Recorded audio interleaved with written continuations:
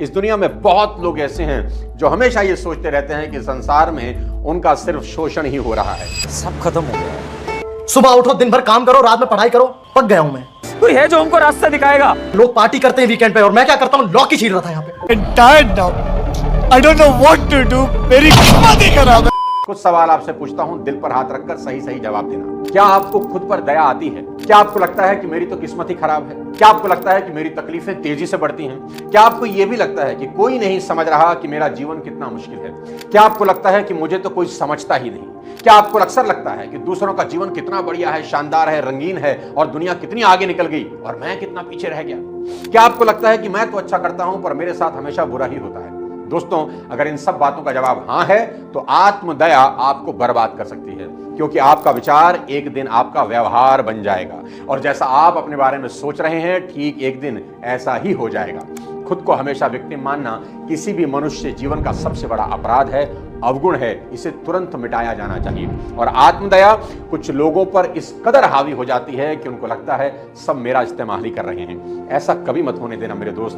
भले ही आज आप अपने सिचुएशंस को ना बदल पाएं पर अपने नजरिए को तुरंत बदल सकते हैं। मेरा तजुर्बा कहता है कि लोग अपनी दुख भरी कहानी इतनी बड़ा चढ़ाकर इसलिए बताते हैं ताकि उनको सिंपैथी मिल सके, कोई मदद करने आ जाए, लेकिन ऐसा करते हुए वो अक्सर भूल जाते हैं कि उनकी ये आदत उन्हें अंदर से बेहद कमजोर कर रही है। याद रखना, रोना सिर्फ समय की बर्बादी है, इससे सिचुएशंस कभी नहीं बदलती। अभी कुछ दिन पहले एक शॉपिंग मॉल की पार्किंग में मैंने दो गाड़ियों की टक्कर होते हुए देखी। दो कारें एक साथ बैक हो रही थी, तभी दोनों के बम्पर आपस में टकरा गए। दोनों को हल्का फुल्का सा नुकसान हुआ। मैंने देखा उसमें से एक ड्राइवर बाहर कूदा और चिल्लाकर बोलने लगा, बस यही होना बाकी रह गया था। वैसे ही जिंदगी में कम बवाल है, एक नया नाटक आज हो गया। आज सुबह ना जाने किस मनहूस का चेहरा देखा था, दिन ही साला खराब है और ये सब मेरे साथ ही क्यों होता है। और वहीं दूसरा ड्राइवर सिर हिलाते हुए गाड़ी से बाहर आया और बहुत शांत भाव से बोला कि शुक्र है बच गए, वी आर वेरी लकी कि ज्यादा नुकसान नहीं हुआ, किसी को चोट नहीं लगी।